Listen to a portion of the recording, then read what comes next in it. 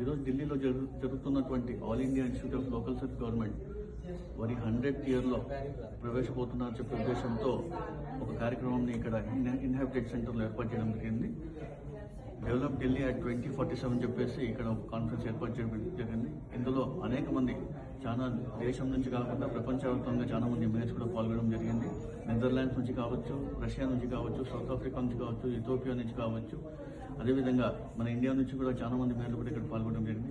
Indoor mayor కావచ్చు, లక్నో నుంచి కావచ్చు, బరేలీ మేయర్ కావచ్చు, ఢిల్లీ మేయర్ కావచ్చు, అనేక మందితో పాటు నాకు కూడా ఇక్కడ అవకాశం నేను ముందుగా ధన్యవాదాలు తెలియజేస్తున్నాను. ఇక్కడ ముఖ్య ఉద్దేశం ఏంటంటే డెవలప్ సిటీస్ సంబంధించి కావచ్చు, డిజిటల్ గవర్నెన్స్ సంబంధించి కావచ్చు, మంచి ఆరోగ్యం అనే అంశాలపైన ఇక్కడ ఒక ప్లాట్ఫామ్ ఏర్పాటు చేసి ఈ కార్యక్రమాన్ని ఏర్పాటు చేయడం జరిగింది. గతంలో కూడా అనేక ఈవెంట్స్ ని కూడా పాల్గొనడం జరిగింది.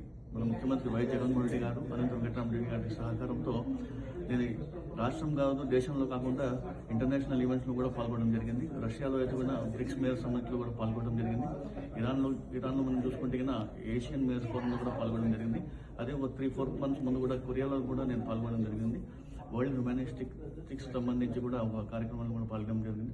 ఇంకా ఇండియాలో చూసుకుంటే అనేక కార్యక్రమాలు కూడా నేను పాల్గొనడం జరిగింది. All India institute of local self government సంబంధించి సూరత్లో జరిగినది కావచ్చు, కర్నాల్లో జరిగినటువంటి ఈవెంట్ కావచ్చు, అదే కేరళలో జరిగినటువంటి అర్బన్ ఎన్క్లేవ్లో కూడా పాల్గొనడం జరిగింది.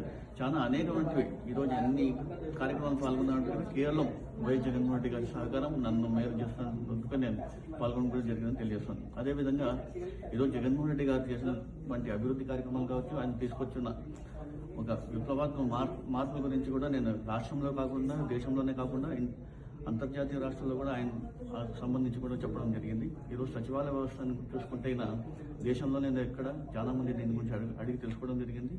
ఇంటింటి వద్దకి పరిపాలన తీసుకోవడం జరిగింది. అదేవిధంగా మంచి ఆరోగ్యం సంబంధించి ఆరోగ్యశ్రీ కావచ్చు, హాస్పిటల్స్ ని ఏ విధంగా తీర్చిదిద్దిన విషయం కావచ్చు, నాడు నేడు స్కూల్స్ సంబంధించి ఏ విధంగా కార్పొరేట్ స్కూల్స్ కి తగ్గట్టుగా తీర్చిదిద్దిన విషయం కూడా కావచ్చు.